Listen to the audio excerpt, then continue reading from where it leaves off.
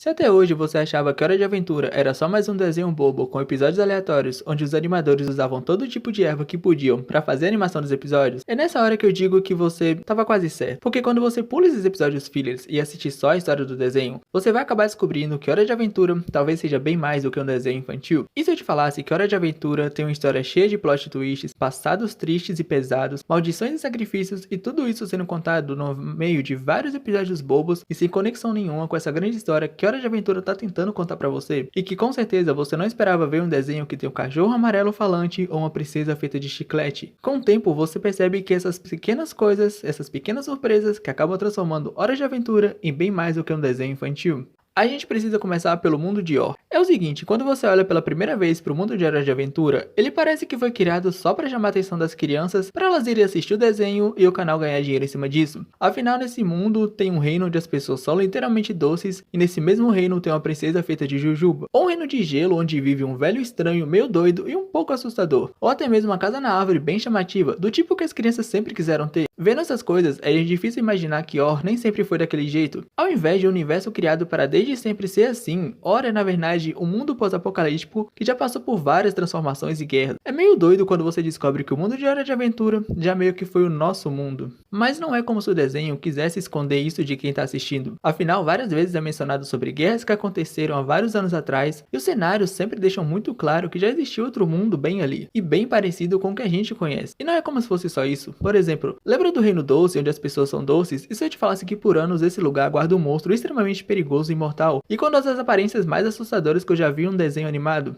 Ou que no Reino Gelado, o Velho Doido pode ter uma das histórias mais tristes que você já viu? Mas enfim, dá pra resumir o mundo de Hora de Aventura naquela frase de nunca julgue um livro pela capa? Essa frase é o resumo perfeito para o Reino de Or. Afinal, nada ali é o que parece ser. Nenhum lugar é só aquilo que você vê. Quase todo o reino guarda histórias que você nem imaginava que eles podiam ter, e essa é uma das maiores surpresas e um dos pontos fortes do desenho. A propósito, nada é o que parece também serve para os personagens de Hora de Aventura. Porque assim, já que estamos falando deles, se eu fosse resumir os personagens desse desenho em uma frase, seria: ninguém é o que parece ser. Pelo menos mais da metade desses personagens sempre tem alguma coisa a mais, seja os secundários ou os principais. E por falar neles, eu acho legal como o Finn no começo da história é um personagem que você consegue entender as cagadas que ele faz, porque você lembra que ele ainda é uma criança, e também porque ao longo do desenho ele vai evoluindo de uma maneira que você não esperava. Chega uma hora que o Finn toma só pancada atrás de pancada, acontece tanta coisa pesada com ele que você se pergunta como que ele suporta tudo isso, mesmo tendo só 13 anos na maior parte do tempo. Enquanto isso, o Jake pode entrar pro clube de personagens que ninguém odeia, porque o Jake é um dos melhores personagens do desenho, a personalidade e o carisma dele são muito bons. Eu também acho que o Rei Gelado é também um personagem que você não consegue odiar, mesmo ele sendo meio doido e fazendo muita besteira, você ainda consegue gostar dele. Mas se esses dois são difíceis de odiar, a Princesa Jujuba é difícil de não odiar ela. Desde o começo do desenho, as coisas que ela vai fazendo só te deixam com mais raiva ainda dela. Leva um tempo pra você começar a gostar da Jujuba. Já a Princesa de Fogo, você ama ela desde a primeira vez que ela dá as caras. Os episódios com ela são sempre muito bons. É meio triste quando ela meio que some do desenho. Lembra que eu falei que o Jake era um dos melhores personagens de Hora de Aventura? Pois é, ele não tá sozinho nessa. A Marceline também é uma das melhores personagens desse desenho. E pra muita gente, assim como pra mim, ela é a melhor de todos. Tudo na Marceline é incrível. O jeito dela, a personalidade dela. Uma coisa legal sobre ela é que todos os episódios que ela tem conseguem ser muito bons. Eu acho que não existe um episódio que tem ela que seja ruim, e as músicas dela são de outro mundo de tão boas. Uma coisa que me impressionou muito, e também é uma das paradas que transforma Hora de Aventura em bem mais do que um desenho infantil, é o desenvolvimento que esse desenho dá para os personagens e para o universo dele. É incrível como a maioria dos personagens recebe seu próprio desenvolvimento e como cada um é desenvolvido de uma maneira diferente do outro. Por exemplo, o Jake tem um desenvolvimento dele muito ligado a outros personagens que ele vai ter no futuro e que vão ser muito importantes para ele.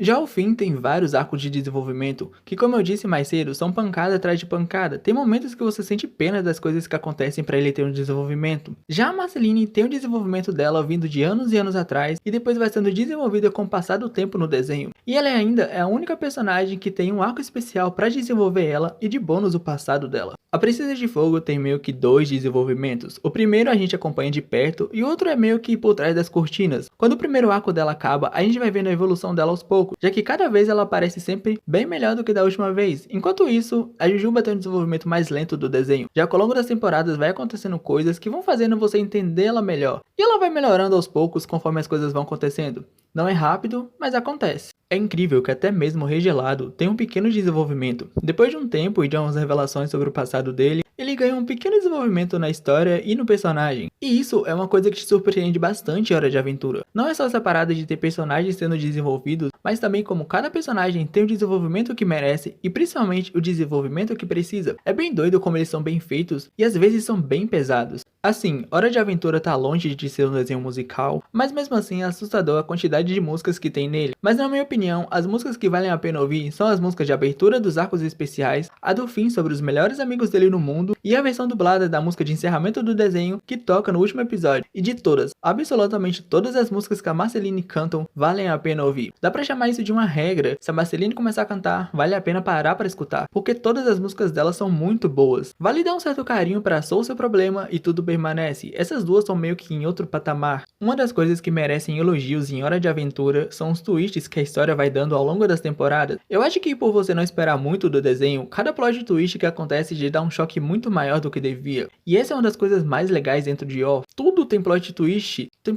sobre basicamente tudo. Sobre os reinos, sobre o mundo de Yor em geral, sobre o passado dos personagens, tanto os secundários quanto dos principais, e até nos arcos especiais. E assim como no desenvolvimento, cada plot tem um efeito diferente em cada personagem, e também em você. Por exemplo, os do mundo de Yor são inesperados, os dos personagens principais são na maioria dolorosos, e os dos personagens secundários são surpreendentes, e às vezes são os melhores, porque você não espera muito deles, então logo quando acontece alguma coisa com eles, é sempre bom, porque como eu disse, você não estava esperando. Existem muitos arcos em Hora de Aventura, mas tipo, muitos mesmo. Eles são um dos principais motivos para esse desenho ser tão incrível. Não que seja uma competição, mas eu já adianto que o arco da Marceline com o Rei Gelado é o melhor de todos, o mais triste e mais pesado, ou pelo menos um deles. Sendo sincero, é uma história que você não estava esperando nem um pouco receber. O arco da Princesa de Fogo é uma surpresa, porque é cheio de twists bem pesados e envolve os personagens que você não estava esperando que estivessem envolvidos. Já o do Jake é muito ligado à família e o passado dele, mas sinceramente é o mais divertido entre todos os arcos de personagem. Já a Jujuba tem o arco mais lento de todos, se eu não me engano ele começa na terceira temporada e só vai fechar no final do desenho. E agora temos o arco do fim, que ele basicamente tem arcos dentro de arcos, e cada um causa um efeito diferente nele. Por exemplo, o primeiro arco é dor e depressão, o segundo é choque, e o terceiro é dor e depressão 3 vezes mais ou até pior. Já os arcos especiais, resumindo eles sem dar muitos spoilers, já que são muito importantes para a história.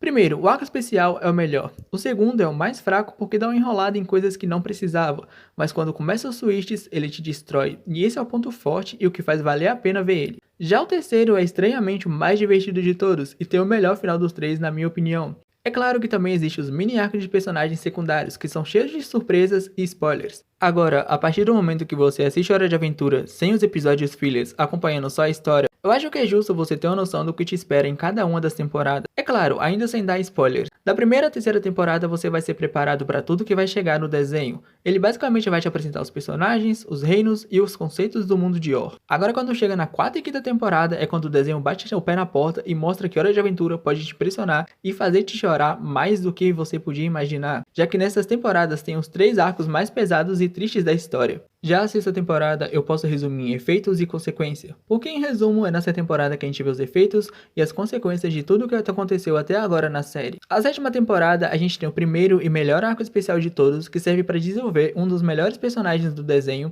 tem a melhor versão da abertura de Hora de Aventura e também é uma das temporadas mais legais da segunda parte do desenho. A oitava temporada, na minha opinião, é a mais fraca de todas e com o arco especial mais fraco, até o momento dos twists. A temporada 9 tem o terceiro e último arco especial e, como eu falei mais cedo, o mais divertido, além de introduzir os dramas que vão fazer a última temporada acontecer. E a 10ª temporada tem tanta coisa, mas tanta coisa, que se eu fosse resumir seria guerra, amor, sacrifícios e um dos melhores finais de um desenho que eu já vi. Senhoras e senhores, isso é tudo que eu tenho a oferecer para te fazer dar uma chance para a Hora de Aventura. E quem sabe você também não acabe concordando comigo sobre a Hora de Aventura ser bem mais do que um desenho infantil. Bye!